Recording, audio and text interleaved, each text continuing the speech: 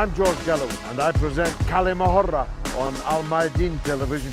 Here we are in London. I speak my words freely, either in Parliament, on television, here on the streets of London. كلمة means free word. That's what I speak. So كلمة is a two-way conversation. Check it out on Mayadeen television. Welcome to كلمة with me, George Galloway, coming to you from London for Mayadeen television. Coming from London, but talking about the Gulf.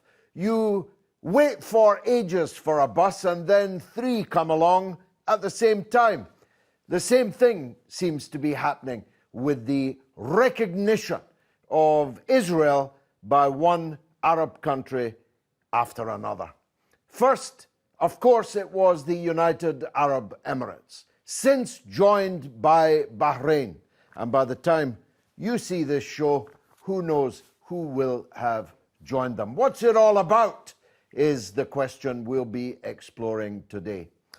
I spoke at a meeting in Bahrain maybe 10 years ago now. It was one of the most successful pro-Palestinian gatherings I ever addressed in the Arab world. And by the way, these were governments supporting Bahrainis, but their fervor for the Palestinian cause was considerable indeed. I had a lot to do with the United Arab Emirates in the time of the late and great Sheikh Zayed. Who would have imagined that the land of Sheikh Zayed would lead the way in this wave, at least, of normalization of relations with the State of Israel, which continues to occupy, desecrate, siege, sanction, and regularly kill large numbers of Palestinian people. I don't know, of course, what Sheikh Zayed would have made of it. I have my suspicions, but it wouldn't be seemly, perhaps, for me to explore them. Who will join them? And what does it all mean? After all, these countries are merely satrapies of the United States empire. They are hardly significant players, even in regional politics, never mind international politics. Is this all window dressing for Donald Trump's re-election campaign? Will it last after November and President Trump's victory or defeat? Who knows? I'm joined by an audience of three because of the coronavirus, of course, but they are distinguished experts, and we'll be hearing from them in the course of the next hour almost. Saeed Mohsen Abbas, you are a journalist, political analyst, and an activist. Let's start with you. What's your take on normalization with Israel by these Arab Gulf states? Well, I mean, as you've rightly put it, George, it really is just a coming out of the closet, if you like. The fact is that the relations did exist between Israel and the UAE. There have been military and security arrangements that have been there for quite some time. This is simply formalizing and making it all public. Announcing the marriage rather than living in sin. Basically, this is the key. And they were, of course, reluctant to do it over the last few decades because Arab opinion genuinely was very, very pro-Palestine. As you again pointed out, there was a real genuine concern and feeling for Palestine. But I think within the Arab world there is a stronger element which actually probably wants to just get on with its own life, if you like. They don't want to stick their neck out for Palestinians quite the way they haven't been sticking their neck out, though. It's not as if these are frontline states that the Palestinian people will miss. Well, certainly. Jordan, of course, has already made an entente with Israel. Egypt's already done it. The Turks have got relations. Although they condemned the decisions by Bahrain and the UAE. Absolutely. So hypocrisy abounds, and there's a lot of hoodwinking that goes on. But the reality now is that we're in a new era, a new game, because Israel, of course, its position and the American position in the Middle East isn't quite as powerful as it used to be. China's emergence and this Belt Road Initiative and the support, the alternative financial support in the region that's emerging for the likes of Iran, Iraq, even Syria and Turkey, is impacting the American, if you like, dominance of that region. And the likes of the UAE and the Jordans of the world, the Kuwaits and the kind of the Bahrainis, of course, they've been with the Americans, but now I think they've got to publicly be shown to be on the side of America. Although I'd be surprised if Kuwait follows them. They've certainly not indicated it, and they're saying, no, we're not going to be having anything to do with it. Probably because I think geopolitically, they're probably even more on the front line, very accessible and open. Any war breaks out, Kuwait is just easy meat, really, isn't it? You saw that with Saddam. Well, that's an interesting point you make. Iran's response, which was typically militant, made the point that the UAE would now be regarded as a belligerent country in any Israeli aggression against Iran. That's quite a serious threat. It's a huge threat. And of course, the Iranians launched attacks on 2 US military bases after Commander Soleimani was assassinated by American forces. So they're not, they will go through with any threats they make. And Iran is in a position where it feels very, very encircled. The UAE has 3 US bases. Fujairah is its naval base. Americans have more ships, if you like, in UAE ports than any other place in the world. American trade has been very strong. 2 military bases exist in the UAE on the ground as well. So clearly the UAE connection is very important in the region. Those bases could be used by Israel. There may be new bases that Israel might want to set up. And I think the Islamic Republic of Iran, of course, will be looking at this with great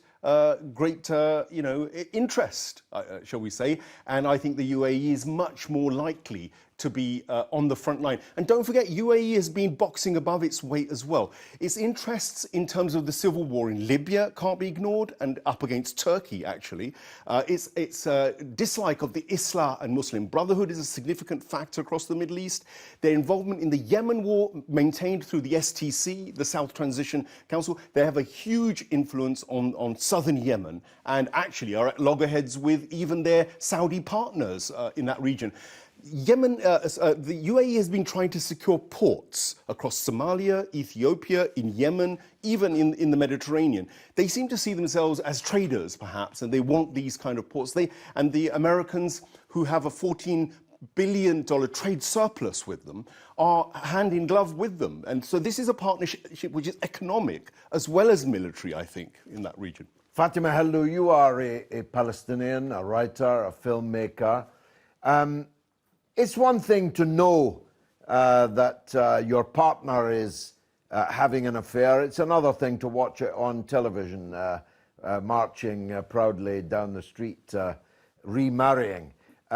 How does a Palestinian feel about the sons of Sheikh Zayed flying to Israel and dancing? Well, the answer for that actually had come yet. We saw the Palestinian united in the Palestinian embassy in Beirut and in Ramallah, when we saw that public meeting between the whole Palestinian parties from right to left, sitting down, talking and negotiating what next should be done for the Palestinians, refusing that Abrahamic agreement between the United Arab Emirates and Israel for very simple reason.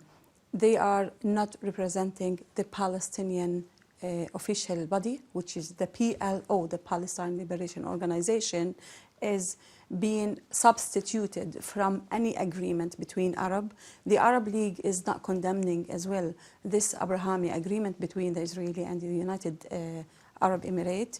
If we need to go back about the agreement between the Palestinian, the PLO, and Israel in Oslo agreement particularly, it was based in 1993, was based on the giving the land back by peace according to the United Nations resolutions 338 and 242. Oslo also based on the fulfilling to the right of the Palestinian people of self-determination, which resulting in Israel representing and recognizing the PLO. That this is today is not recognizing by the Arab, actually by the United Arab Emirates or any Arab country is normalizing with the other side, with the Israelis. They are substituting the Palestinians. They're saying that annexation, they are stopping the annexation, which is not right. They are not stopping. Netanyahu said it clearly. He said they will postpone it, not stopping it. So that means they are going to back and do the annexation anytime later. This is the fear. This is the issue about the annexation. They ignore the Palestinians, substitute them, which is not right, because you cannot go and negotiate on behalf of me. You know, you cannot go on behalf of us and do these things. This is not right. We paid this price actually before, during the camps war in Lebanon, and many Arab countries, also other Arab countries, were trying to interfere to take the representative of the Palestinians from their hands, and we fought about it, and we managed to stop this. Now we are seeing other Arab countries, they are trying to do the same thing or the similar thing, which we refused. What do you make of the statement made by a former head of Mossad that the Arabs are sick of the Palestinians? Does this new development reflect that? Well, Netanyahu said it actually, that it's not a veto for the Palestinians to stop the Arab going to normalize with Israel. It is up to them. If they are happy with this, it's up to them. But we have our right to decide what we want. They don't have the right to do that. He can say whatever he wants to say. So for you, but it doesn't change anything? It doesn't change anything. We have the right, what we want, what we need to take decision in the future for our Palestinian future, not them. Patrick O'Regan, also a journalist, former editor, indeed, of the Newsline, looking at it from a Western or a British perspective, how does it look to you? Well, I think that those Arab states that have now recognized Israel are really trying to rescue America and Israel from a very critical situation. I think that the Arab League refused to actually condemn the UAE for recognizing The Israel. Arabs have a league? They have a league, but it's watching and waiting to see what would be an offer for it. So I think what's happening here is that Kirchner came to Palestine with a deal of the century. They created Jerusalem as the capital of the new Israel. They tried to buy Palestine, but they wouldn't sell it. And this, I think, created a huge crisis in the Israeli government. Like, the Israeli government is a government of extreme crisis. It's led by a corrupt criminal. Half of the state is trying to get rid of him. There are mass demonstrations outside his house every night of the week. The whole Israel is in a desperate state. It's weak, it's divided, and what do? They come to its aid. The Arab states that recognize Israel are actually propping it up. So the Israelis are now able to say, we'll forget about annexation for the moment, but we'll come back to it later. In other words, what's happening here is that the Palestinian people are being completely betrayed. The Arab states are seeing what they can get from the United States, and they're willing to sell Palestine in order for deals with Israel, in order to get the latest American machines, these American jet fighters that UAE wants. F-35, That's yeah. right. Israel is queasy about them getting it, but they'll have their way, because they're keen to settle the Palestinian question at the expense of the Palestinians in order to confront Iran. I think this is what they're trying to do. They're trying to build up an anti-Iran front. I think the vast mass of the Arab peoples will be extremely angry. I think they have every right to be angry. They have every right to take to the streets to bring down those collaborationist regimes who are selling the Palestinians out and selling their own people out. And it's a huge situation that's developing. There is a massive crisis. You know, what's worried Israel is that Syria is back again. And Syria last week advanced its claim to the Golan Heights. And, you know, the Syrian Assad, the Syrian regime, the Syrian government has survived the storm. And they are now fighting with the support of Iran and the support of Hezbollah. And Russia, don't forget Russia. yes, yeah. They have the naval bases and the air bases. So it's an enormous situation. And I think that I don't think the Arab people will accept it. I think they will rise up. I think if you look at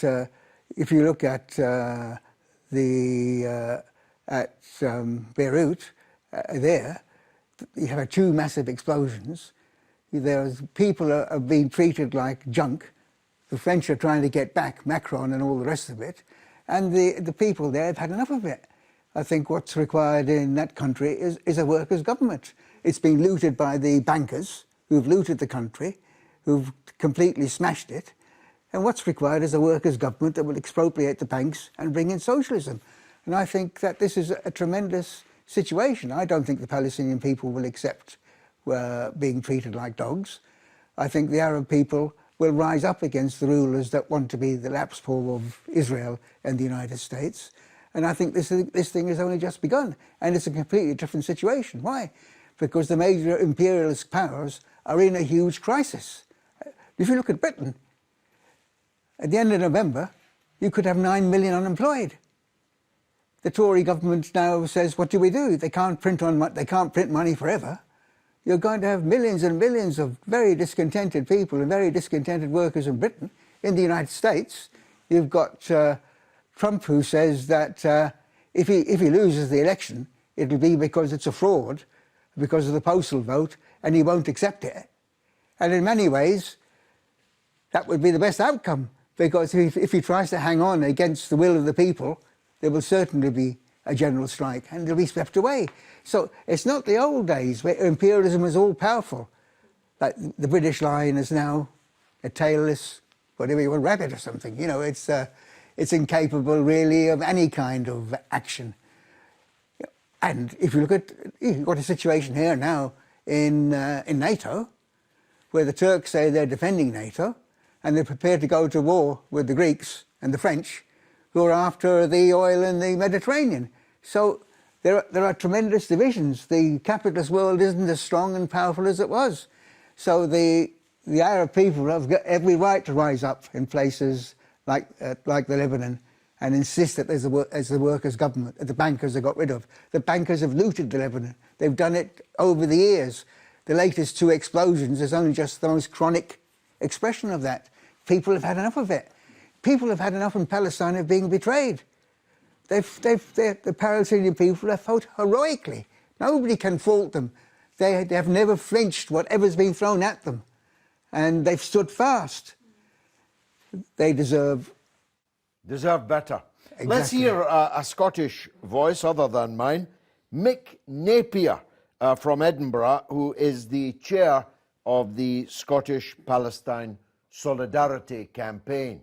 Mick, how have we got to the stage where an Arab country like the United Arab Emirates is, I was going to say starting a relationship, but making public a relationship with Israel?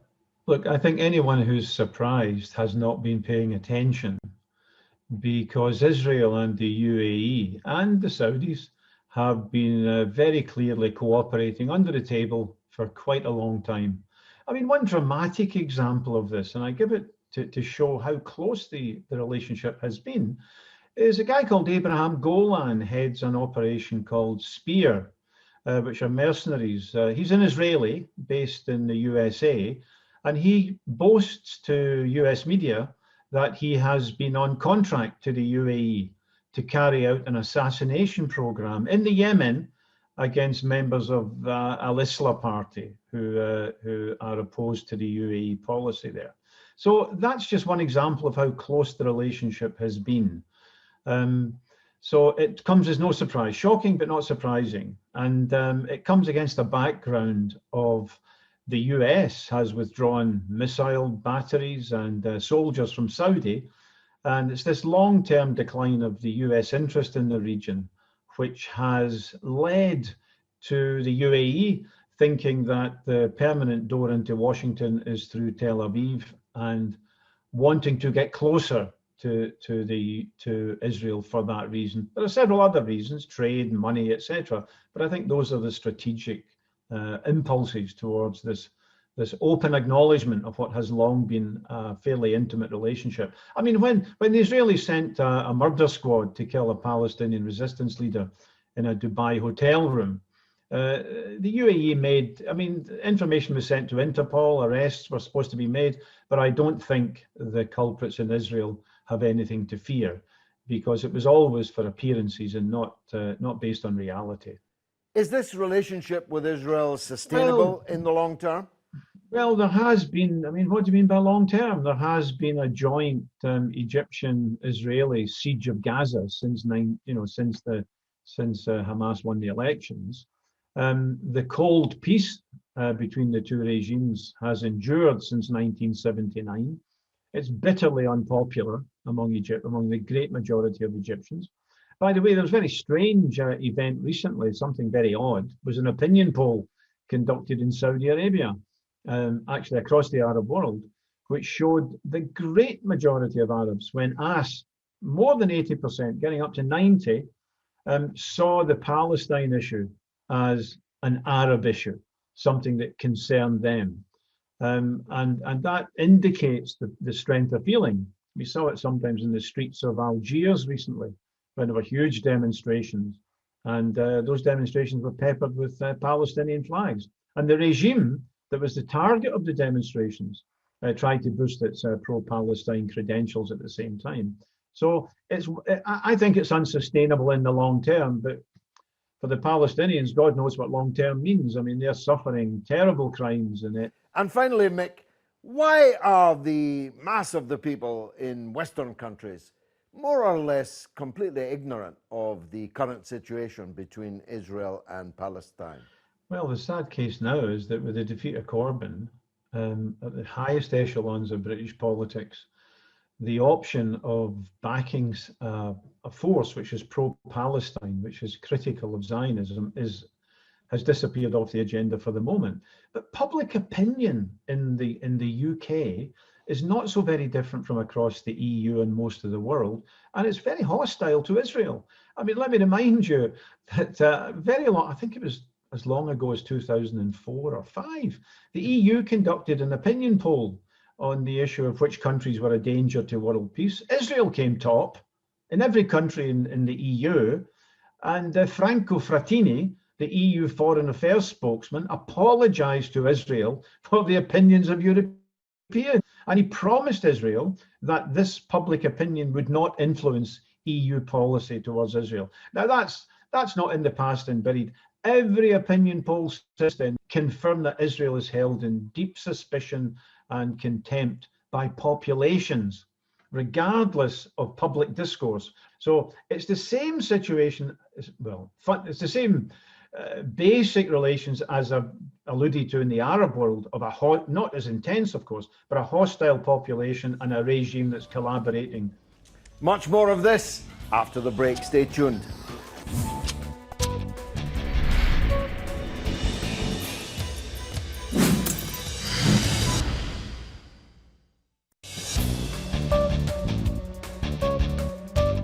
Welcome back to Kalima. We are discussing the rash, as it may be by the time you see this program, of recognition of Israel and normalization of relations between Arab states in the Gulf with Tel Aviv, or is it Jerusalem?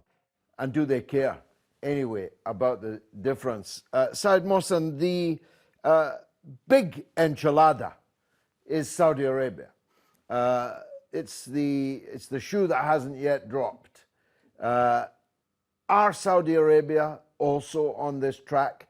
There are reports that the Crown Prince of Saudi Arabia was due to secretly meet with Israeli leaders in Washington and then Trump would release that picture after the event. In the end, he didn't go, mainly because of the Khashoggi affair, the Washington Post columnist who was chopped to pieces by Saudi hitmen. But Saudi Arabia has rejected the moves by the UAE and Bahrain. Do you think they're going to follow suit? It's quite likely. I mean, the only thing that we picked up on the radar is that Sudais, one of the prominent scholars, the Wahhabi scholars in Saudi Arabia, has started making public noises about Jewish Arab fraternity and quoting the Quran about how, you know, we must be all really good Jewish folk. Well, we all know that. We're kind of all for that. The issue is whether we need to be good with Zionist sort of fascist inclinations. That's where we need the edicts. But he's certainly weighed in beginning to create a soft power, religious, if you like, narrative for the Saudi government to perhaps latch onto. But I don't think it takes away from the reality of the Middle East. The reality of the Middle East is that there is a resistance axis. Like it or not, there is a combination of the Syrians, large sections of the Iraqi, if you like, population and military forces, you know, the Hashd al-Shahabi. There is Iran. There is the Palestinian link. I mean, Hamas. Hania has been directly meeting Hezbollah, meeting Sayyid Nasrallah. And they've declared openly that there is a solid partnership and collaboration. Israel was bombing Palestine to smithereens for days upon days over the last kind of certainly this month, incessantly.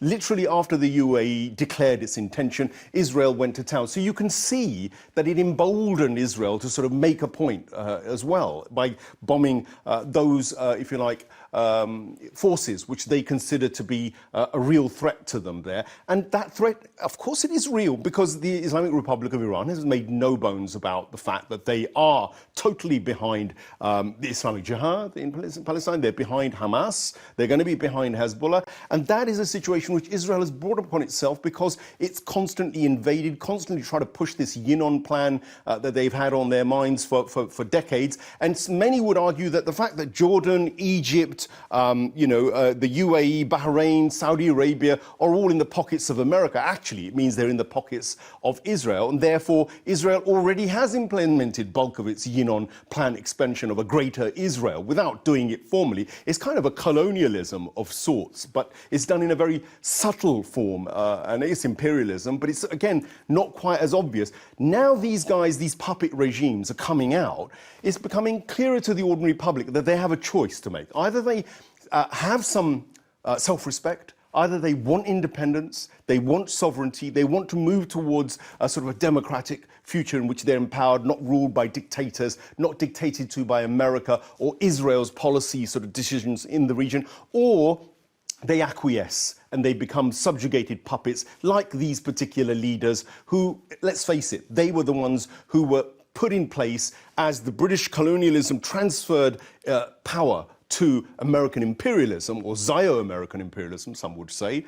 So they've kind of now got to the stage where they want to declare that openly and publicly, but the battle is going to happen. There is a war coming. I mean, I think it's almost unavoidable because the intransigence of sort of the Israeli, if you like, electorates constantly voting in these kind of effectively fascists, as far as I'm concerned, these Zionists who are in power, are not after compromise, they are not after equality, they're not after really bringing together Israel, the entity they call Israel, in some sort of fair and balanced future. It's very much about them, it's about their power and their control. As long as you do that, the people are just going to get even more riled up. And the fact now that the Arab Emirates and the Bahrainis and others are beginning to openly put their weight in the Israeli camp means that the ordinary folk can no longer be, anybody, if they were fooled, can no longer be fooled.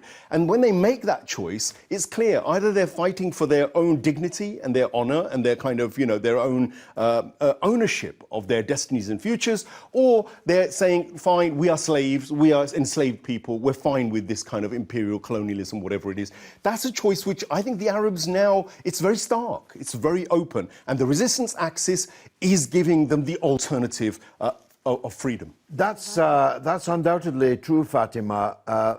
but there has been, if you like, sorry to say it, a sectarian reason why many of the Arab masses have not opted for the axis of resistance. And now we have a situation where regimes that were always telling us how religiously steadfast they were and how others were heretics, these regimes are now falling into bed with Israel. With Israel, it's true. Well, Where do the masses go in that? to be honest, actually, what's happening with the Arab, particularly what's happened with the United Arab Emirates, it's not a deal based on international law. It's based in shareholders and business coming together with the Israelis. It's not based on any international law. And this is the difference. This is the issue. If you want to negotiate or if you want to go for any agreement, the Palestinians been fighting since 1965, and then they sat down with the Israelis, but according to international laws. The difference between what happened then and what's happening now is completely different because it is not based on any international law actually to follow. They are recognizing Israel, which is, you know, the occupier of the country, or the occupier of Palestine. You cannot actually Occupier of Jerusalem. Exactly. Of the Al-Aqsa Mosque. Exactly. The critical situation with the Palestinians about the annex resistance. We had this experience before 1982 in Lebanon. The Palestinians, they were in Lebanon, they fighting from Lebanon, from Jordan as well. Before in 1970s, they were attacked in Jordan, they were attacked in Lebanon, and they were told to leave in 1982. Yasser Arafat, Allah yarhamu, he was told, he was asked to leave Beirut because they called it a Fatah land. A Fatah land, which is the party of Palestinians, the biggest party of Palestinians, Fatah land. They didn't want him to stay there because it's not his country. And he left and he said, I'm going to Palestine. And he went. So the issue, what happened is the Palestinians are aware of this. They don't want, and there is there is a decision in the PLO not to interfere in any internal Arab countries' issues because of this, because of what's happening. The resistance, if you want to take an example about Hezbollah in Lebanon, if they are resisting against the Israeli, they are Lebanese. You cannot tell them, go out Lebanon, you are not allowed to fight from Lebanon. They are Lebanese. So you cannot tell them, go out. This is not the case for the Palestinians. The Palestinians are living in Lebanon and Syria as refugees in Arab scattered country and in the diaspora. They're saying we want our right of return to Palestine. And that's where we are now at the moment. Some parties, they say, no, we can still resist, but the resistance is going to be inside Palestine. And that was the aim of Yasser Arafat when he did the Oslo Agreement. Oslo Agreement is a disaster, but the only thing, you can agree or disagree with this, the only thing that happened with Oslo Agreement, we managed to allocate the problem or the issue of Palestine from outside into inside Palestine. That's all. Many people, they are saying the resistance could be civilian in Palestine, which is what's happening now in the West Bank. It could be annex resilience, like you know what's happening now with the Hamas, Jihad Islam, and all of these things in Gaza. It could be, but not. It's not going to be outside Palestine, particularly Lebanon, I would say. Let's hear from Mark Sloboda in Russia. He's an American living in Russia. He's a security analyst and a senior lecturer in international relations. Mark, what do you think has happened to change this policy that's taking place now in the Arab world? Yeah, thanks for having me. It's an honor and a pleasure to be on your say. What has happened with this, it's not really a peace deal because the UAE and Israel, of course, were never at war. But it is a substantial international relations development. It is not a geopolitical earthquake, as some commentators like Thomas Friedman have suggested in the pages of the New York Times, but neither is it an irrelevant damp squib, because the UAE and Israel have been carrying on a covert, not so covert relationship for much of the last 2 decades. This includes not only intelligence and defense coordination, but it has included a very substantial shadow business dealings back and forth that have been quite profitable to both sides. But with this deal, this is basically taking particularly not only the political side, but the economic, the business side, which is far more important for the UAE's view of these negotiations, what they are getting out of it. You've spoken about the economic benefits that the UAE might obtain from this deal, but the United Arab Emirates is already one of the richest countries on the earth. What can they possibly stand to gain financially, economically? Yeah.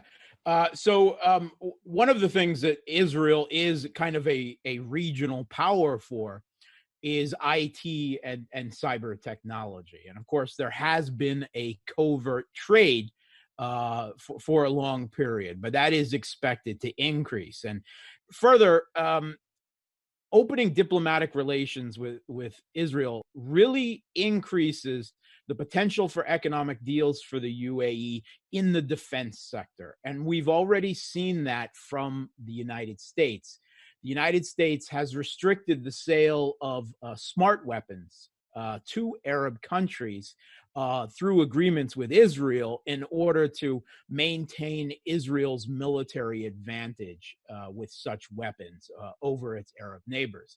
With this normalization and the formalization of peace, the U.S. is now free to sell advanced weapons, such as smart weapons, but others shortly to follow. And it has already started penning and inking these deals.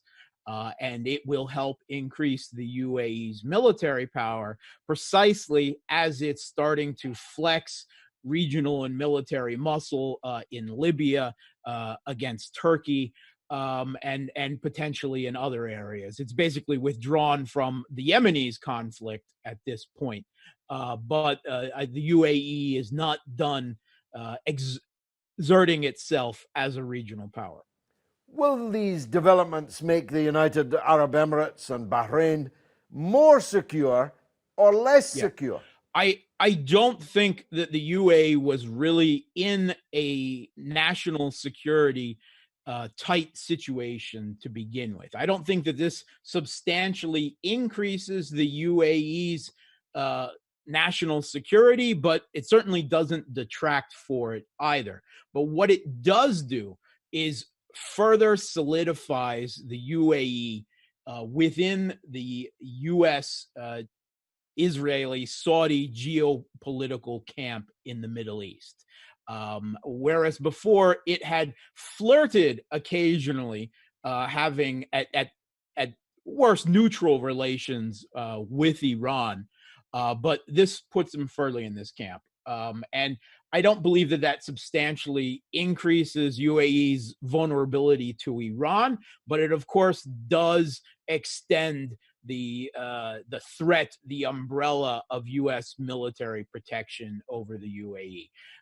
But because they weren't actually in a situation where they had any real threat to their national security, I don't see that as substantially increasing their protection. This is more about, for the UAE, about diplomatic relations and economic relations. And finally, what impact will these deals between Arab Gulf countries and the state of Israel have on what we, I suppose, only just still call a peace process? But as part of a peace process between Israel and Palestine, I think has unfortunately been essentially extinct for decades. already. This certainly doesn't advance it, but it is another nail in its coffin, because this breaks the tradition that Gulf Arab nations will not normalize diplomatic and economic relations with Israel until a peace settlement with a recognition of a two-state solution and a Palestinian state. That is now off the board completely. It already was de facto, but this is now public.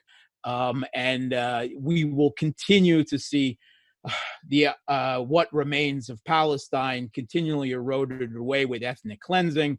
And I believe that the annexation will still likely happen. And if Donald Trump is reelected, it may happen within his next administration even.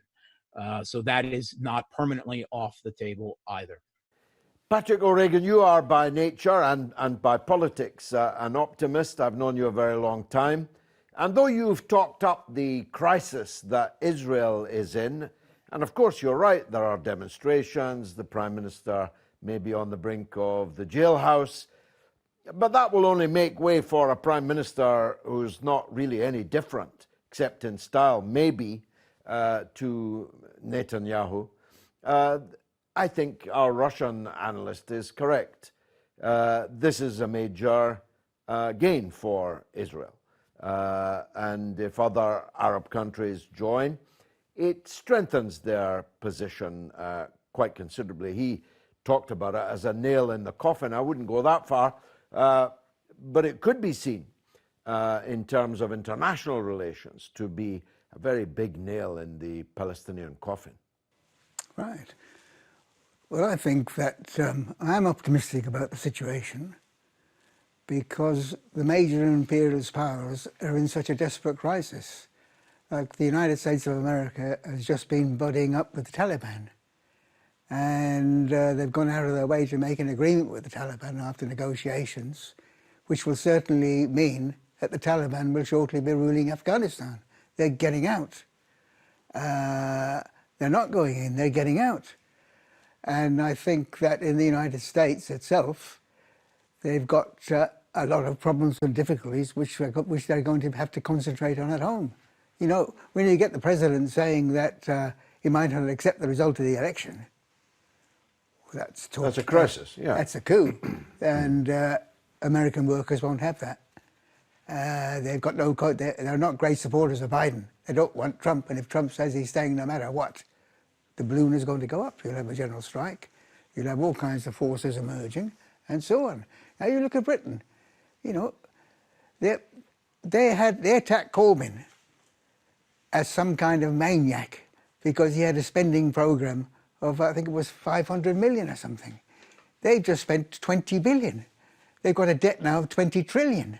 You know, come November the 1st, 9 million workers who've had their wages paid for them are going to be told, as BA has told its workers, either sign up for a wage-cutting new contract or you're out. So there's going to be a tremendous conflict. So your point is that the big imperialist powers will be very weak. That's right. But that doesn't make the United States and Israel paper tigers, does it? No, obviously not, no.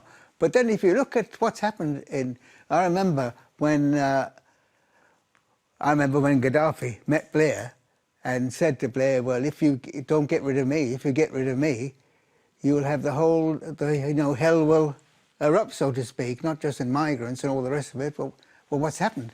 They got rid of him. That was NATO's war. The French and the British bombed Libya. The British SAS took part in the taking of Tripoli. The French bombed Gaddafi's convoy, and he was butchered by Islamists. Sarkozy and Cameron met at the